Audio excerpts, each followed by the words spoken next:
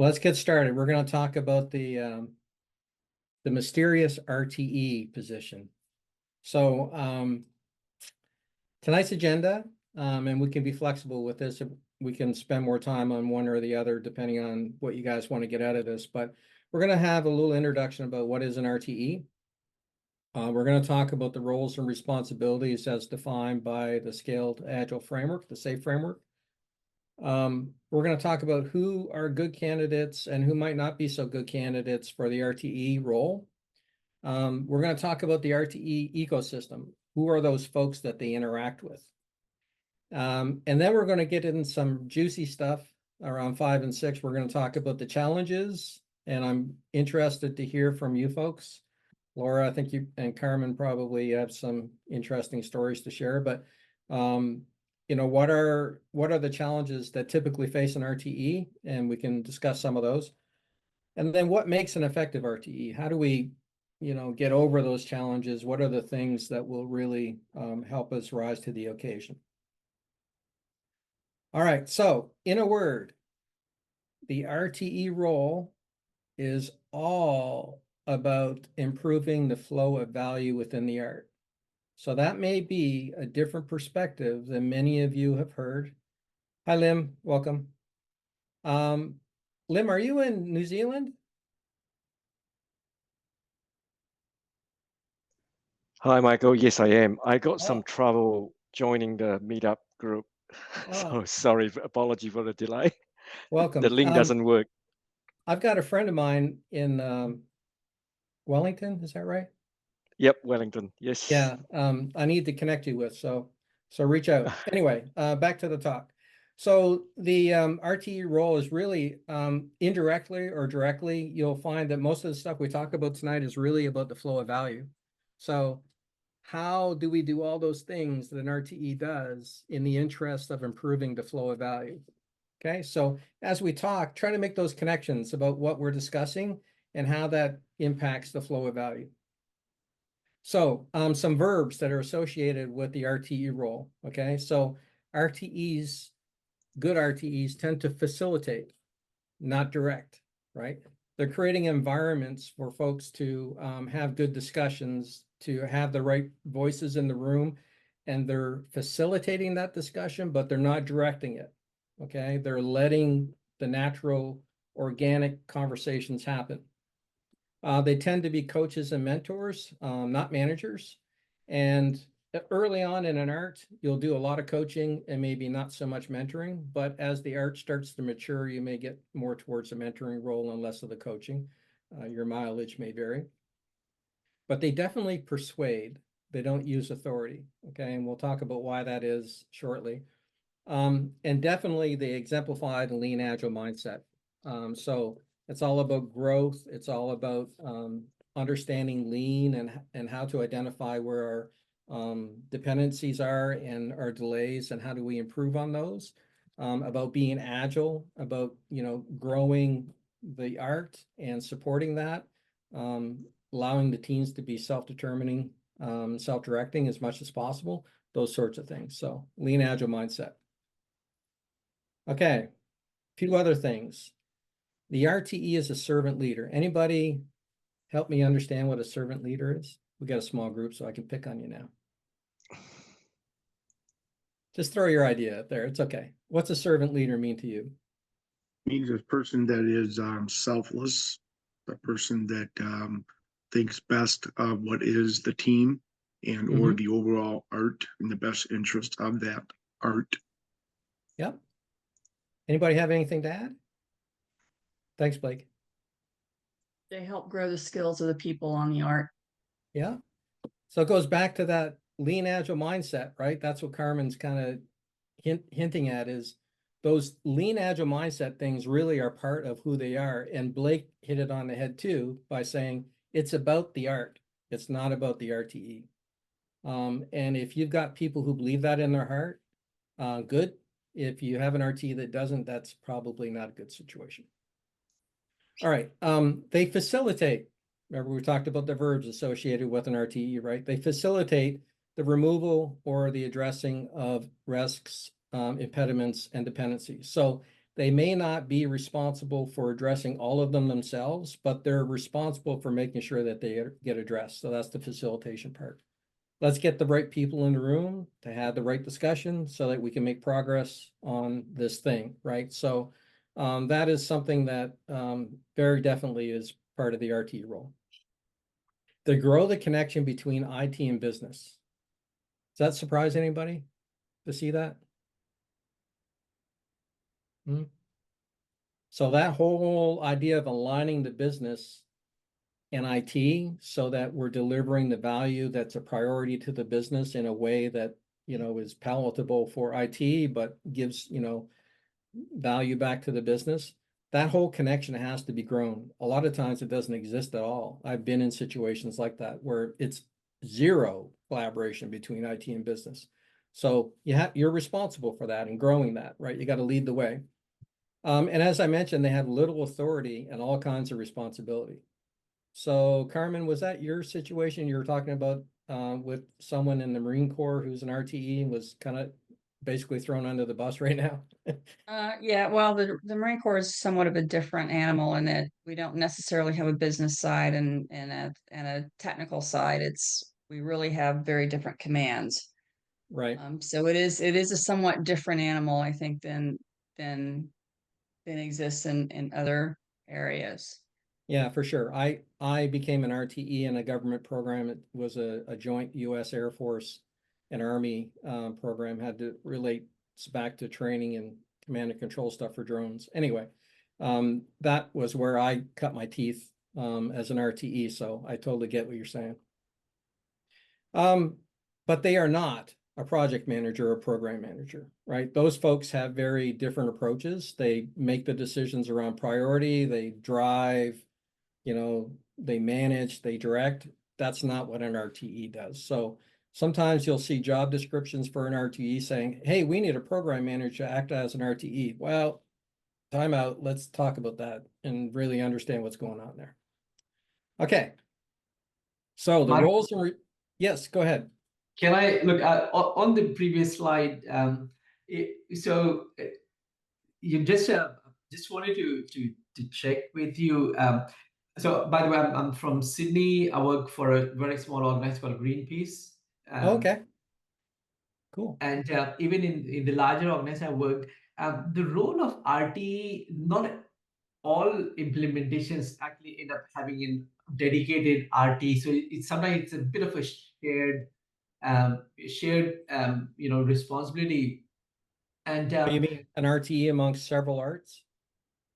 Not only that, RTE, because in some of the safe implementation, you may only have one art, right? So and you're gonna have, and the nearest person to fill the role of RTE is a program manager, and the reason why I said was I mentioned that because someone still needs to look at overarching the delivery and while as you pointed in the initial first 4 bullet, which is it's more about servant leadership and program management, often a directive role, and even good program managers also have the same traits, but that's what I've seen, that in some of the organizations I work, we didn't really have a dedicated RT, and the program manager was the best person we could find to fill in the role of an RTE.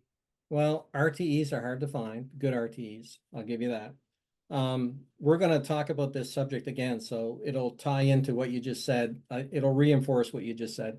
And, you know, in a perfect environment, we would have one RTE per art, but hey, we're going to talk about applying the framework flexibly. That's something I don't like to flex on, but we'll talk about it here shortly.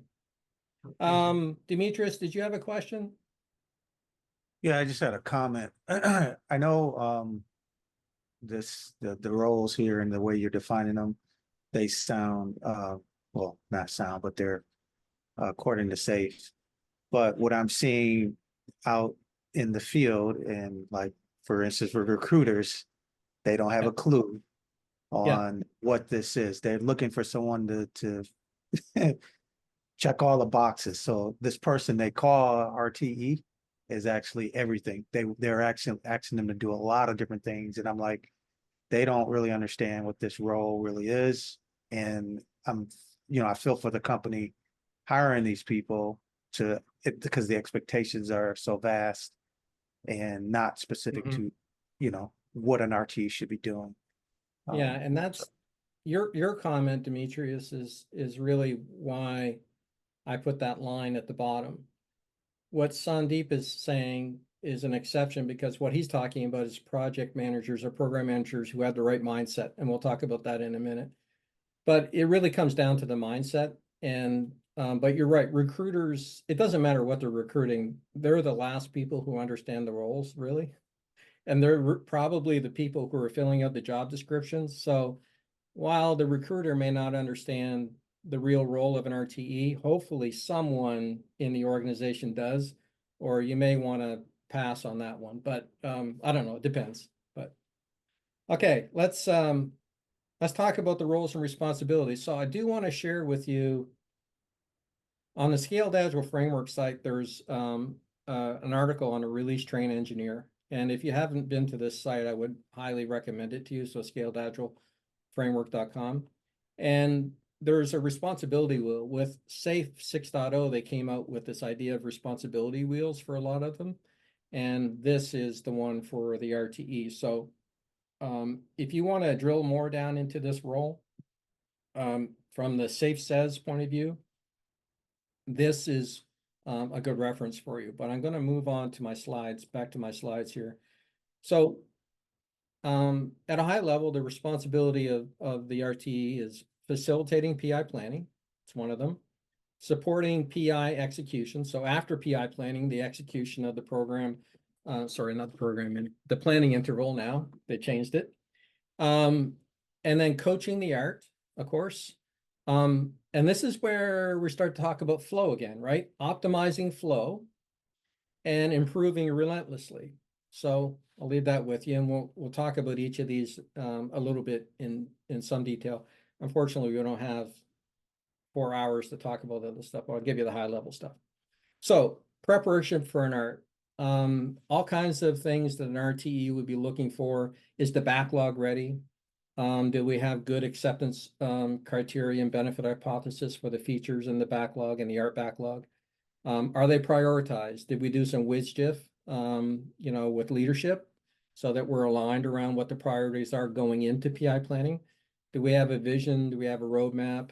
Are the folks that are presenting at PI planning, are they prepared? Do we have resources available? Our logistics all set up, all those kinds of things. That's the kind of stuff that an RTE, it's a lot, and takes a lot of organizational skills. The next one is facilitating PI planning. So during PI planning, hopefully everything's going smoothly, but you have to be kind of have your finger on the pulse of what's going on, listening to the team discussions and listening very closely for risks and impediments and dependencies that are coming up and making sure that they're escalated quickly. You want to solve those or mitigate them at least as soon as possible so that the teams can move on and progress their plan and you can have a good confidence vote on day 2, right? So that's the facilitating of PI planning.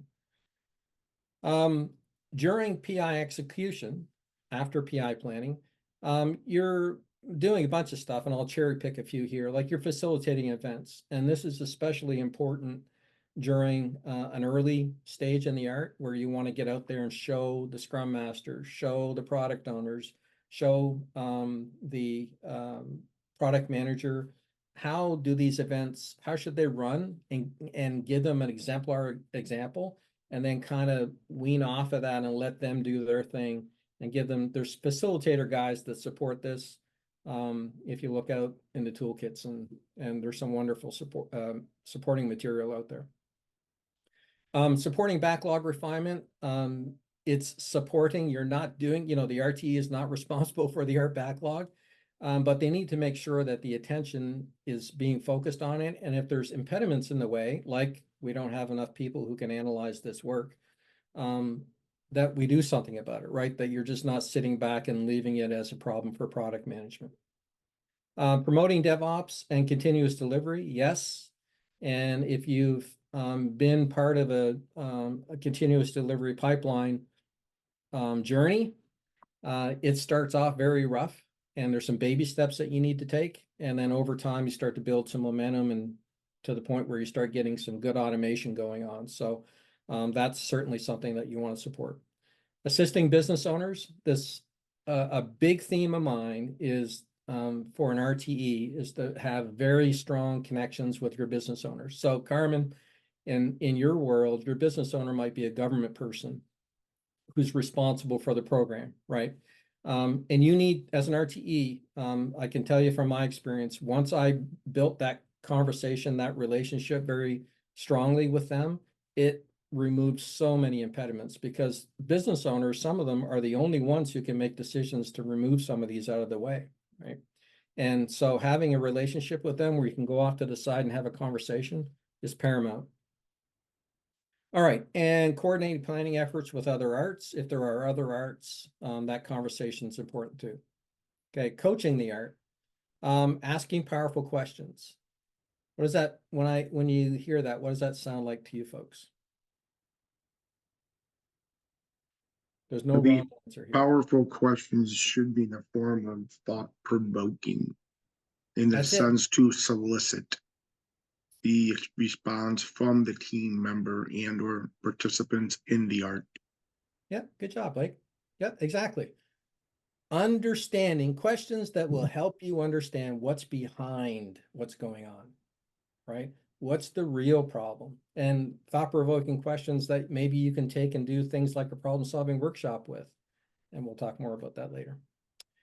Coaching for all the roles during the art events and team events, certainly. And coaching the art roles. So oftentimes people are in these roles, they're new to it, right? They may even be new to Agile. They may never have seen a user story before. And that that always creates a big challenge, because there's a lot of work to do there, but you are where you are, right? You have to be able to accept it. That's where we're starting. What do we do next? So you have to be able to put your finger on that pulse quickly and to see where you need to focus your attention to help out the teams and the art roles. Optimizing flow. Okay, so again, we're talking about flow.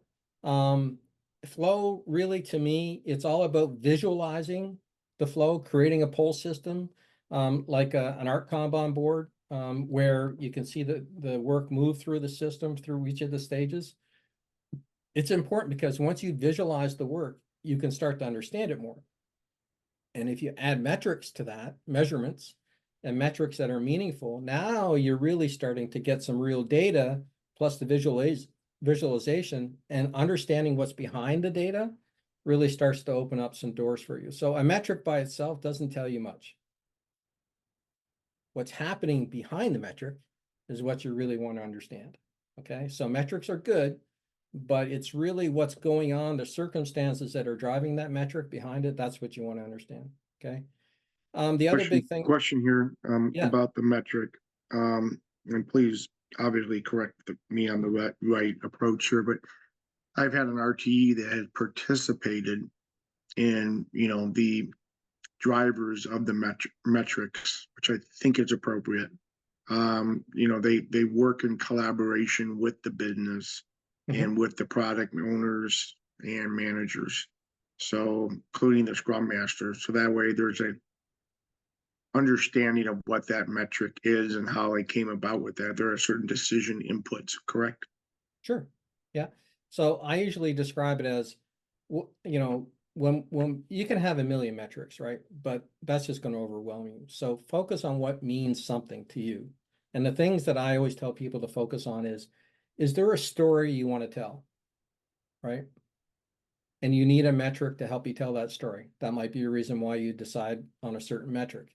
Is there a problem you're trying to solve, right? Is there something that's broken that you're trying to understand deeper? That would be another reason why you might have a metric. And lastly, is it just something you want to understand deeper? Like it's not a problem right now, but you want to really understand what's going on. If it's one of those three reasons, to me, it's a good reason to have a metric. if you're just doing metrics because the process says metrics, do this, this, this, this, that's not really what you're looking for, right? So, sorry, Talisa, I muted you there. So you want to make sure that you're focused around something meaningful, because you could spend a lot of time on metrics and just be spinning your wheels, right?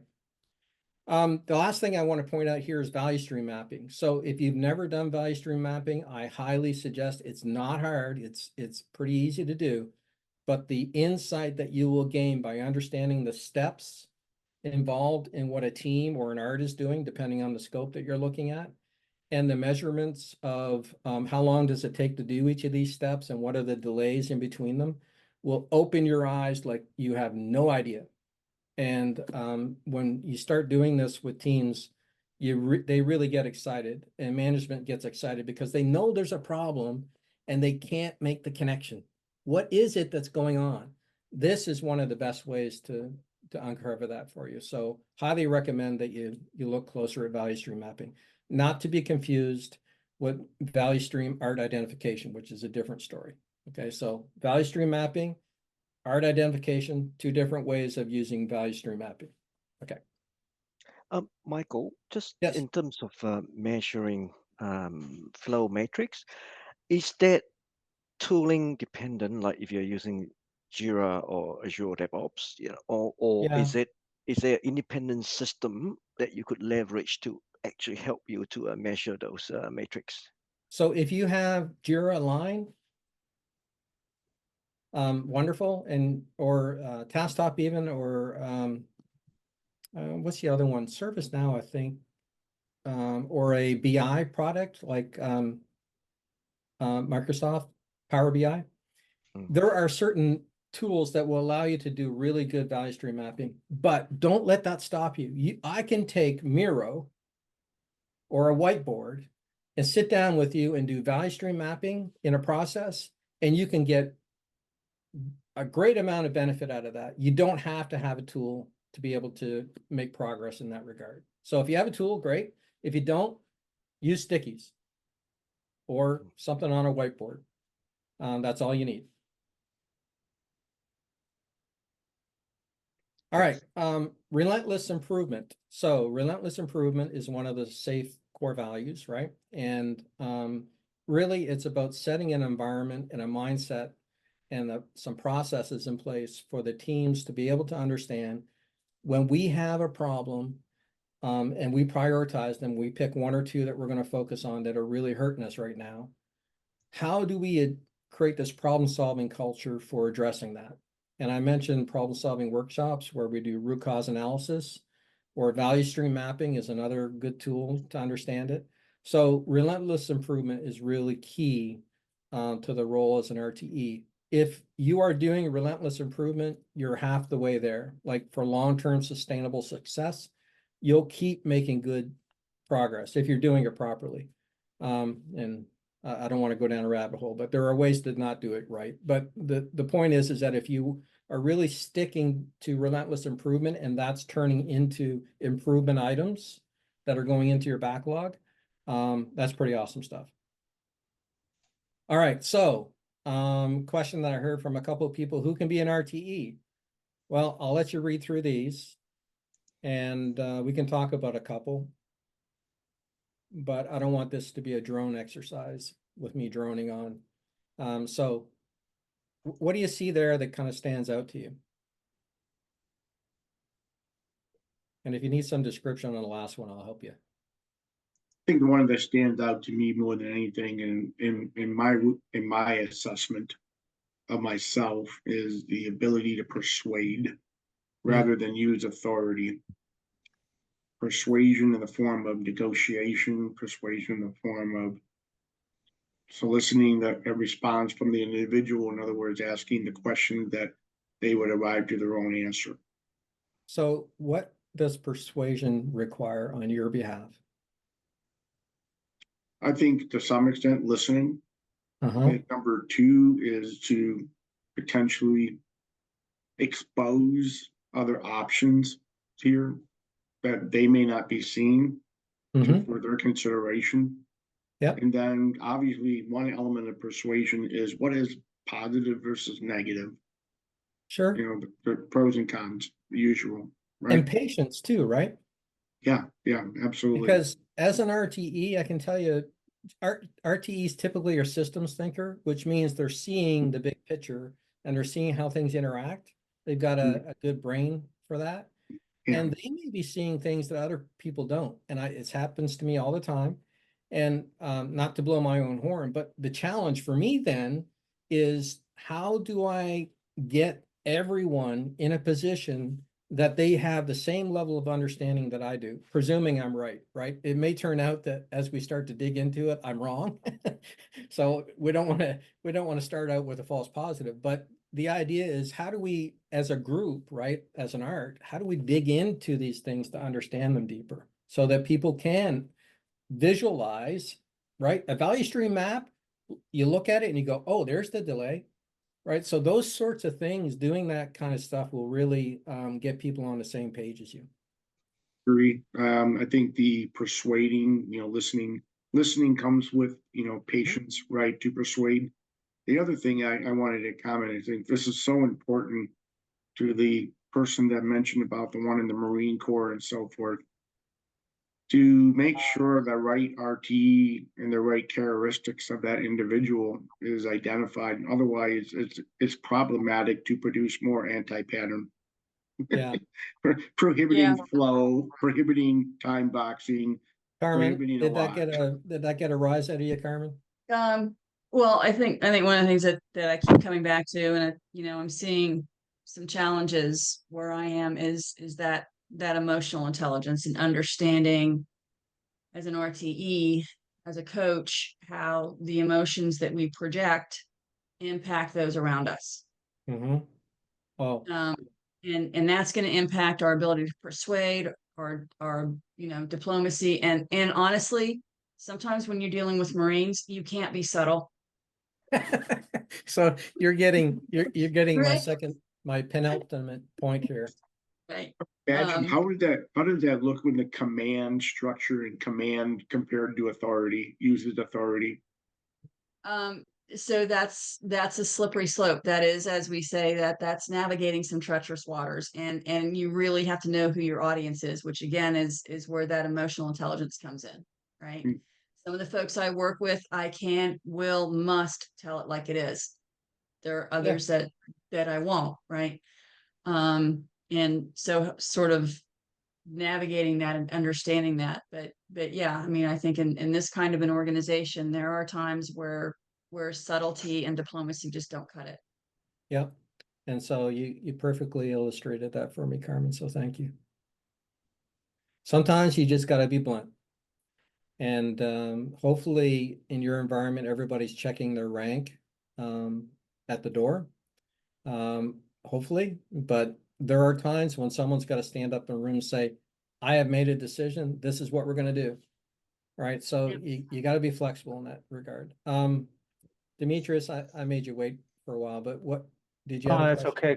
Carmen, right? Yeah. Carmen kind of mentioned what I was thinking in terms of when to be diplomatic and when you have to say it like it is, because it really depends on the environment. Just like her experience in the military, sometimes it's like that in government. Mm-hmm. And then sometimes, I don't know if this alludes to maybe how you say it versus what you say. Because I've been on teams where they're like, well, that sounds good in theory. I know Safe says it this way, but in reality it's this. And sometimes it's hard to, it's challenging to try to explain and convince individuals that there's a certain path that we have to go. Yeah, exactly. Sandeep, what do you got? Yeah, I just wanted to echo everything what's being said. Look, regardless of which role, whether it's RT or any other role, it's about persuasion, and in literally every role. However, you can get to a point where if it's not working, because at the end there's an accountability, you got to deliver the damn thing, right? So then You sometimes gotta you have to get get your stuff done. directed. So which is the last one, right? Yeah. You have to flip because and the default state everything is to work, persuade, and just let everyone work. But sometimes I've seen, man, you gotta say, guys, sorry, enough of it. You gotta get it done. Yeah, and that's sometimes when a business owner or a government person, depending on your environment, has to stand up and say, okay, I'll make a decision on this, then we're going to move on and just get past it. All right. So you're eliciting tears from somebody there. All right, so who makes a good candidate for an RTE? I'll let you guys read through this. There's nothing earth-shattering here, but notice that I said program project managers depending, right? And it goes back to the conversation we had earlier, which is depending on their mindset, right? If they are, let's get it done, people, let's get it done. If they're hammering people and they're not at all about persuasion or facilitation and they just want to be that command and control person, probably not a good choice, right? If they're more about being transitioning to a facilitator or a servant leader and they can do that effectively with a lean agile mindset, awesome, right? Sometimes that works, sometimes it doesn't with those folks. They have to be able to let their past go because it's a totally different approach. Again, above all, lean agile mindset. All right, so I won't spend much time on this, but the obvious ones, maybe not so much if you're a traditional mindset or if you're not terribly engaged, right? Sometimes I've seen people given the RTE mantle because they're not really busy and they're having their organization doesn't want to fire them, but they're having a hard time finding a place for this person. So they say, oh, why don't you be the RTE? Not realizing that they're cutting their own throats for the effectiveness of the art. So no, don't do that. If they're looking out for number one, in other words, the 180 of the servant leader, then probably not a good choice. Poor communicators, that's not a good place to start. And the faint of heart. So, like Carmen said, the caca is going to hit the fan sooner or later. And the RTE has to be that person who stands out and says, it's okay, everybody. Here's what we're going to do. And it's not that they have all the answers, but they start facilitating that. And if they have a calm demeanor, it's one of my blessings, I guess, is that I don't get rattled easy. I've had a lot of stuff in my life and stuff at work doesn't rattle me. So when challenges happen, I stay calm and everybody feeds off of that. And Phil Gardner, who mentored me, helped me understand that eventually what happens is the philosophy and the attitude and the personality of the RTE starts to imprint itself on the art. And if you're somebody who's waving your hands all the time and saying the sky's falling, then guess what? Everybody else in the art's going to feel that way too. So you got to be that even-keeled, calm influence, keep your head above water kind of, it's going to be okay kind of person. All right, so ecosystem. Don't want to spend too much time on this. I'm going to go through this pretty quickly, but it's the obvious ones. These are the folks that you would deal with from an art perspective.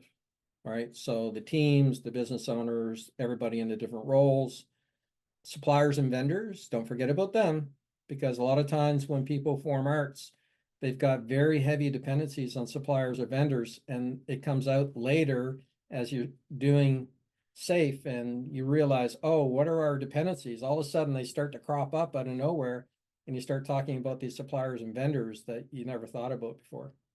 Okay.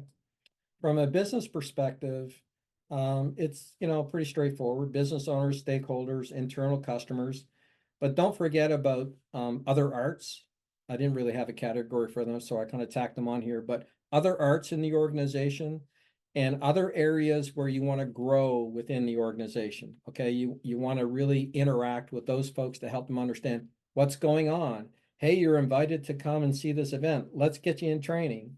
How do we help you understand how this could help you? Those kinds of conversations are what would be good with those folks. Leadership. we're going to talk more about leadership in a little bit here, but I started to realize that if I wanted my art launches and safe transformations within our organization to be successful, one of the first things I had to do is form a relationship with executives, and as many as I could. Some people just won't make time for you right away, and there's a strategy for that, but you have to be able to build a relationship with those folks, and it takes time. And they will eventually, you're going to create pull that will pull them in, but eventually you need them, because what they're going to do for you is help you make decisions to get those impediments out of the way. Oh, that vendor is not responding? I'll take care of that. And they phone them up and they say, hey, listen, you're not meeting our contract obligations here. We need you to get on board. Those kinds of things leaders can do, executives can do, and you need them to be able to help you there. The VMO, the LACE, the communities of practice are the ones who are helping guide the organization overall on that. How are we supposed to be executing the work that we're doing, and what are the best practices that we're using, those kinds of things. So you really want to be in tune with them as well. And of course, let's not forget about the customer. So your customer may be internal or they may be external, but the point is that you need to understand who those folks are. Customer centricity needs to be something that's driving the work within the art. And if it's an internal customer, you know, for most arts, it's going to be easier for them to reach. But if there's external customers, product managers, business owners can help you make those connections so that you understand a little bit deeper what they're looking for. Okay. All right. So we didn't really miss anyone, right? We pretty much talked about everybody. So this, as an RTE, while you're focused on the art, there are lots of other folks that you should have your finger on the pulse with and help build relationships with, so that they can help you through your challenges, and that you can help spread the good word of the throughout the organization and help leverage it.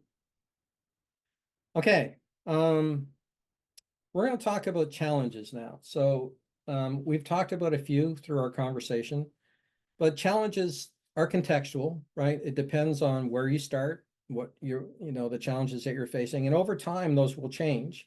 So as the art becomes more mature, you will see the challenges change in color.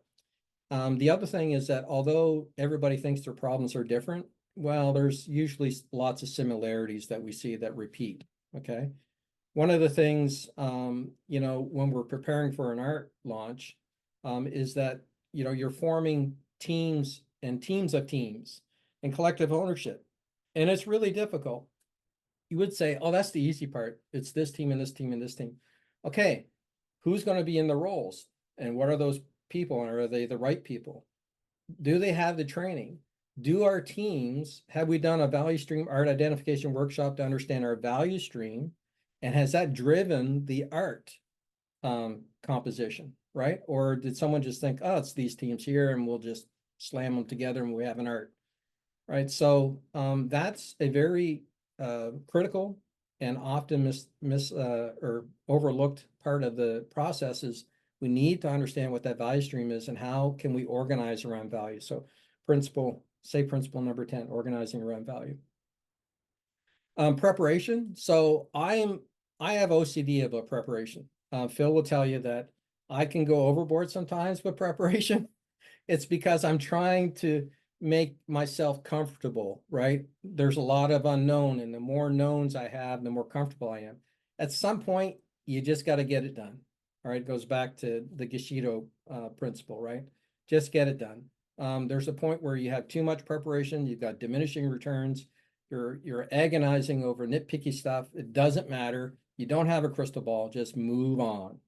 And I can tell you that you learn a heck of a lot more by doing safe than you do by talking about it or planning it, right? So yes, you may stumble, but guess what? You're going to learn a lot while you do that. That's all part of the relentless improvement. Okay, newness of the roles, creating alignment again. I can't reinforce enough that concept of create alignment between the business and IT early and strongly, okay? And I know there's always challenges with this because you have some business owners who are detractors. And it's like, oh, this is just an IT ploy to get away from their accountability, right? There's all kinds of things that are going through people's heads, but you have to create an environment where people can come together and talk about this stuff and start getting aligned, right? And putting the values and principles in practice from day one. The RTE has to be willing to stand up in a room and say, folks, remember, we have decided to implement an area of psychological safety, right? An environment of psychological safety for us so that we can be transparent. And so we have to allow people to be transparent, professional, but transparent, to share their views. And if we can't do that, we're in trouble. Okay. So just want to support that thought here. Let's hear what Bob has to say, right? And you have to be able to reinforce that and reinforce it and help people tie back to those things as you have conversations, especially through your first few PIs. All right. So early on in the life of an art, you know, jobs and tooling starts to become more and more prevalent, right? The need, the concern for those, especially if you don't have a continuous delivery pipeline before you get into launching your art. So you'll need to spend a lot of time on that. Remember, the idea here is to automate as much as possible, so you're not asking someone to spend 2 weeks doing testing on the code that you just finished, right? That's not, manual testing is doesn't really help anybody. You can't get away from some of it, you know, when it comes to user acceptance testing. But the point is that automate as much as you can. The other thing is you start understanding dependencies outside the art more, and you need to start having some thoughts about, you know, hey, our value stream map indicates that we have a big handoff here to somebody and they're not on the art, and there's a big delay associated with that. What's behind that? What can we do about it, right? That problem solving culture. And growing the business relationship between IT and the business. I will tell you a quick story, but in my last engagement, the customer I was dealing with had a lady who was very passionate. And unfortunately, she was a big detractor. And it got ugly in one of the meetings we had with some senior executives, the CTO being one of them. And they were basically calling each other everything but a nice guy. And it ended badly. The CTO just said, I'm out, and just dropped off the call. Like, it was that contentious. Well, turns out that after working with this person and meeting them where they are and being patient, Blake, back to what we were talking about, being patient and listening to what they're saying and helping them understand what's in it for them. How can this help them with their problems? All of a sudden, this person now, after 3 PIs, is one of their biggest supporters. Like, huge success story. I can't tell you the 180 there. I mean, it was just amazing. So understand who those people are and stay with them. Leave the door open. You know, don't let them abuse you. You take them aside and say, listen, if you want to talk about this, let's be professional. But, you know, calling me that is not okay. You can have those conversations one-on-one, but leave the door open to them and help them understand that when they're ready, you're there for them. And celebrate the wins. That's the big thing, is to make sure that you're gaining momentum, because this is hard stuff, and leadership is going to be looking for these wins to justify all the time and money they've spent on this.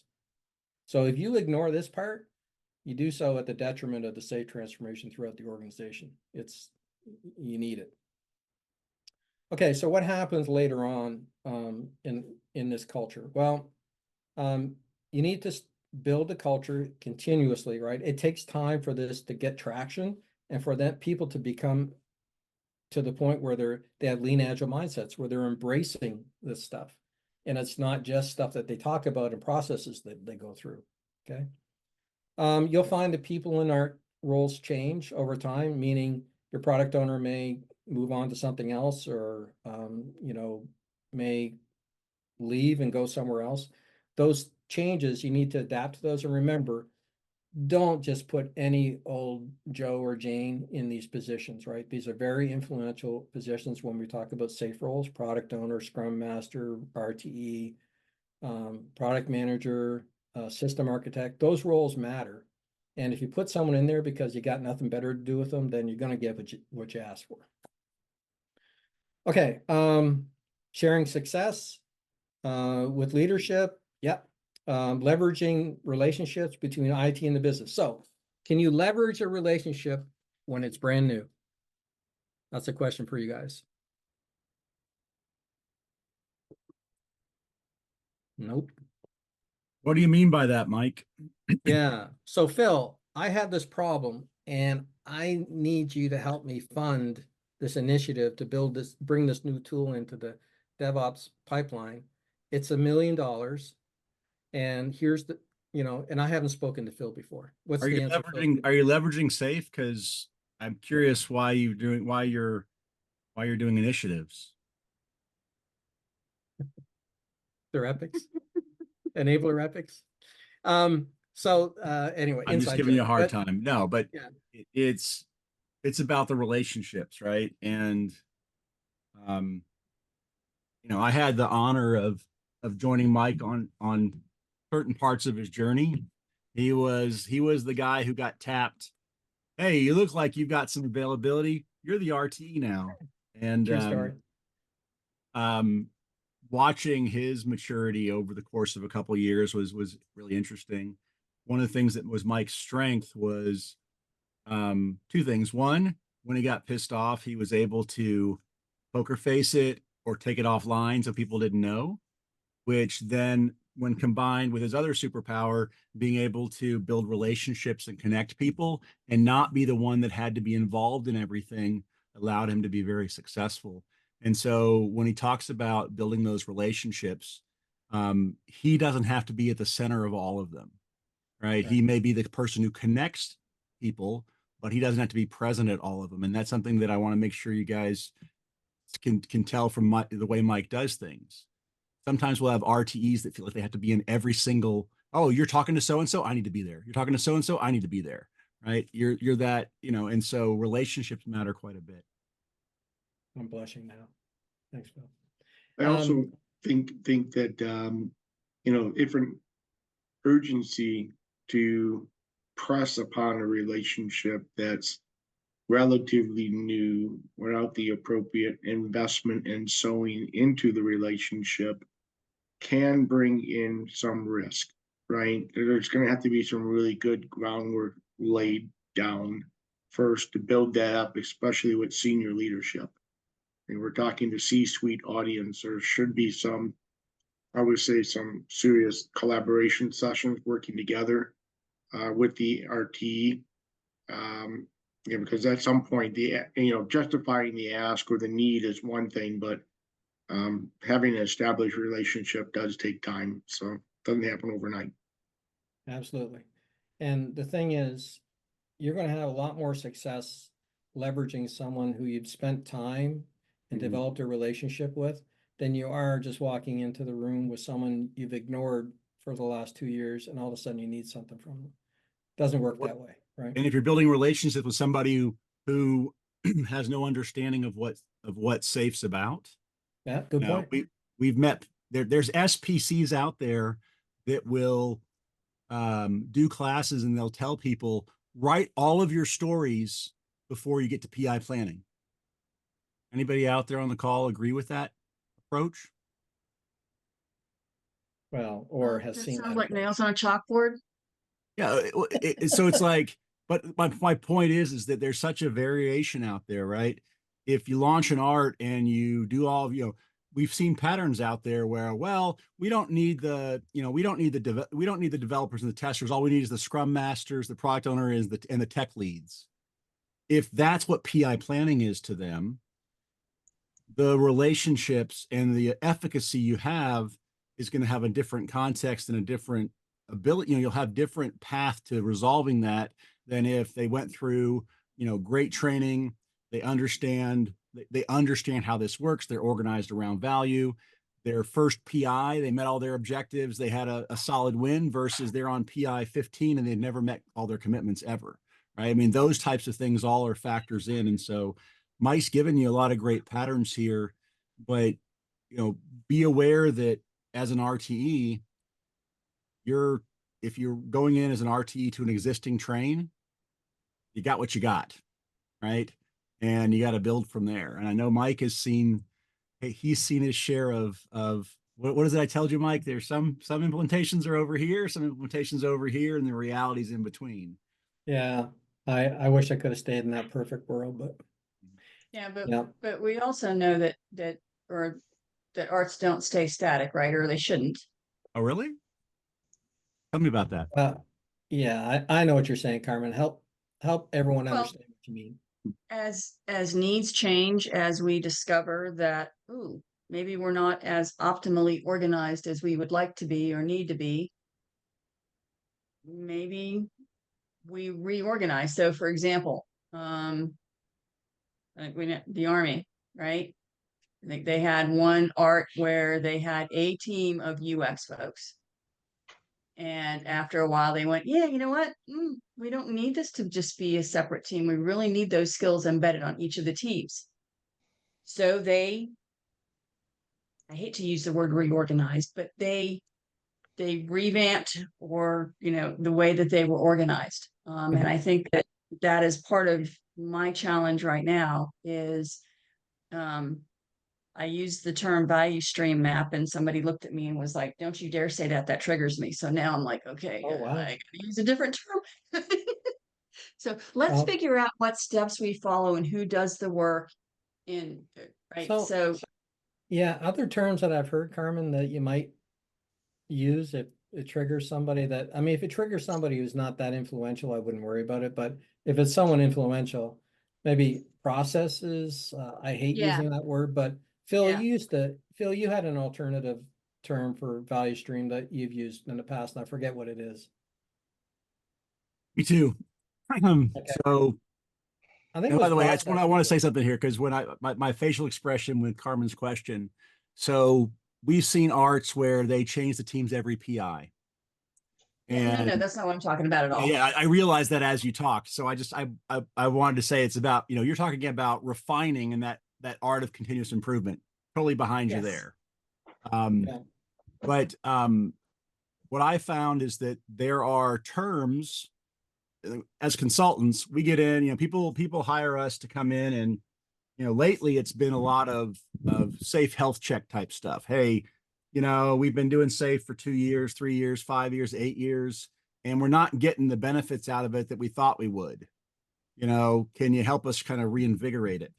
And what we'll find sometimes is that there are terms they're using that don't mean what they think they mean from a framework perspective. For example, a system demo. Oh yeah, we've been doing the system demo. Well, tell me what that looks like. Oh, well, we just have all the teams do their sprint reviews on the same day. Not a system demo. If it's not integrated across the teams, is it a system demo? Right? The system demo requires that integration. A iteration demo or sprint demo doesn't have that integration across the teams. Or, oh, we use capabilities already. One client I'm working with, it's tough, right? We've all encountered an epic, that's a parent user story in Jira, right? And you're like, no, epic and safe is different. I've got one client that we talked to where Jira, what Safe thinks of as a feature, they call an epic, and what Safe thinks of as an epic, like a portfolio epic, they call a feature. It's mind-blowing. We're dealing with the same thing. We're dealing with the same thing. So that's where what my advice is I'll throw the word safe in front of it. So this is a safe epic. This is a Jira epic. They're both epics, but they have different functions. Or if, we have value streams. We're organized around value. We have value streams. Well, value streams for you means you've got 4 GS15s and they each have their own value stream, right? This person does the front end, this person does the back end, this person does QA. That's not what we mean. And so the term, Mike, the term you were talking about was streamlets. I don't think it was that, but okay. Wasn't that's one I've used in the past to talk about, something else. But come up with something to make sure they understand the concept. Yep, working on it. So yeah, I mean, I think that there may be light at the end of the tunnel, and my hope, of course, is that that light is not a train. But you know, Well, it's a good train. If it's your train. yeah. So you know, yeah, this was helpful if for no other reason than to hear some other ideas, or maybe to confirm that I'm not completely insane. Just Yeah, a gut little bit. check, right? You're asking great questions. Yeah. So, folks, I do want to get through the last couple of slides, and I made a PDF of this available to Phil that, Phil, I think you can arrange it so people can download this, right? Off the site, off the meetup site. Okay, so let's talk about success. What does it look like, right? Remember, we talked heavily about flow. Everything ties into flow at some point, right? Whether it's directly or indirectly. So if you're seeing improved flow, awesome. If you're seeing predictability, if the business is getting what they want when they want it, and they believe that, and you've got quality associated with it, looks pretty successful to me. That problem-solving culture is something that you can get away with not establishing early on for the first PI or two, but I'm telling you, the sooner you leverage that, the better off you'll be, and you have to have it certainly for long-term success. All right. Yes. So, leveraging leadership. The only thing I really want to point out here is making sure that you understand what leadership is looking for. You'll hear the buzzwords. Well, we're looking for improved flow, or we're looking for improved quality. But when you have to get these people one-on-one and have a conversation with them and say, what is it that's keeping you up at night? If you were to wave a magic wand that could solve any problem that you could solve, what would it be? And a lot of times you'll hear, well, I keep getting slammed by senior management because this happens, right? That we have downtime. Let's make that part of what we focus on and part of the problem solving culture. If you help them make wins, guess what? Those are the folks who are signing the checks and giving authorization to all these investments. They're your best friends. Okay, so make them part of that. It's not just to do the work of the art, it's to help solve the problems of the org. And you get into portfolio, which Phil can spend hours talking to you about. Okay. What else? Your focus does adjust over time. Okay. One of them, and we're starting to see where it's not working quite the way we would like. Maybe we need to reorganize. Okay, well, there's this thing called a value stream art identification workshop. It's all about principle number 10, organizing around value. And you stand back with 12 to 20 people in the room who understand your value stream. How are you delivering value to the customer? Or in your case, Carmen, how are we delivering our mission to the warfighter? How are we doing that? And what is it that we need to focus on? To understand what are the teams that are supporting the solutions and that go into supporting that mission, and then understanding what teams are, and then looking to see what the composition of the art should be based off of that. That helps you organize around value. If you've just slapped teams because you thought these teams work together, but you never visualized it, you're probably doing yourself a disservice. Okay, so invest the time in a value stream art identification workshop. It will do wonders for you. All right. And as an RTE, the goal is to help everybody do well without you. Okay. And that makes you feel uncomfortable at times, but it's important for them to embrace the culture, for them to drive it. And after a few PIs, you should start to be able to step back a little bit and they take the reins, right? Not saying that there aren't things for an RTE to do, there are, but less coaching, less, more about them building the culture, okay? Not you hammering, hey, this is why we're doing this. They know now, right? They're doing it. They've made it part of the way they're working, okay? And last, to me, these things, the first three or the first couple are obvious: servant leader, rooted in the values and principles. But I can't tell you how much forming relationships will make or break you. in this role. You have to be a person who is not afraid to walk into a VP's office and have a conversation. If you're intimidated by that, you're going to have a hard time being effective. Problem-solving culture, I'll sing the praises of that all day long. Problem-solving workshops can do wonders for you. And all of this, I hope you see indirectly or directly impacts the flow of value for the art. All right. And that's all I have for you tonight.